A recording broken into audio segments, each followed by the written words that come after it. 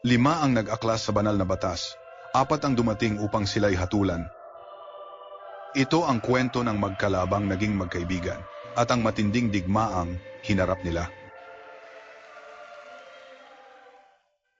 Sa gitna ng maririkit na tanawin ng nalimutang utopia, may nakakubling piitan sa madilim na kailaliman. Ang selda, tao, halimaw, artipakto, at makapangyarihang salita.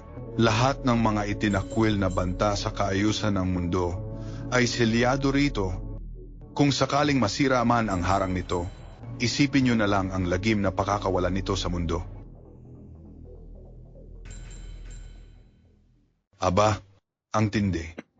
Ganon ba kami, mga itinakwil? Nakakatawang tawag sa mga kinulong ng walang katarungan. Tinatawag ba nila kaming banta sa mundo?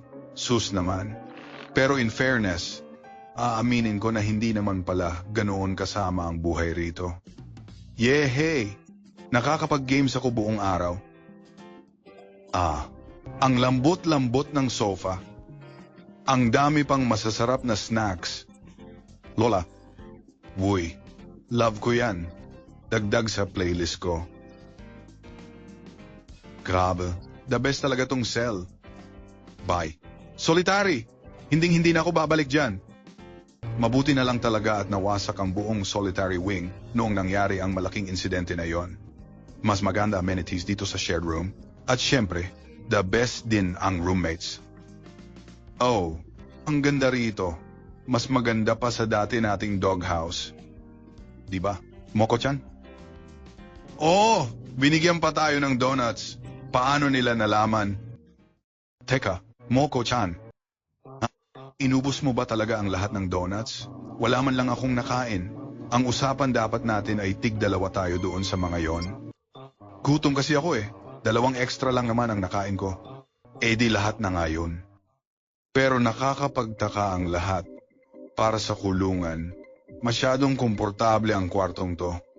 Lumilitaw araw-araw ang paboritong snacks. Walang lason. Kung ako, ginawa ko na. Daig pa nito ang karamihan ng mga cafe. May hindi tugma, kinulong tayo't tinapon ang susi. Tapos bubuhusan ng luho ngayong nandito na tayo. At least hindi naman tayo papatayin. Pero ano ba talaga ang balak nila? Ewan ko. Baka mabait lang sila. Mabait naman sila't binigyan tayo ng maraming malalaro. Parang araw-araw, nakakatakas ako sa ibang mundo. Pero pagtigil ko sa laro, naaalala kong di ako makakatakas sa totoong buhay. Alam kong parang ang labo, pero habang gumaganda ang selda, lalo ko lang gustong lumabas. Tingin ko oras nang gawin ang espesyalidad natin. Rebelyon, anong humahad lang sa ating kalayaan? Mga Diyos, isang kutang di matatakasan? Yung mga nagmamalinis na nagpapanggap na katarungan.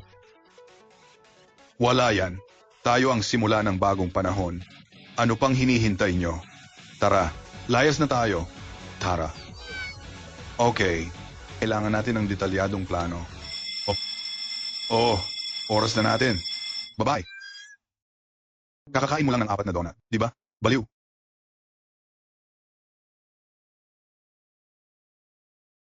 Ang misyon natin ay pigilan ang mga untouchable na yan. Panganib sa mundo ang mismong buhay nila. Hindi sila pwedeng makatakas. Dapat laging handa at alerto. Grabe, ang cute talaga nung pusa na nakita ko doon sa may panscope. Hay, inantok na ko. Oras na ba para sa siesta? Hay, umiingit na naman ang susi ko.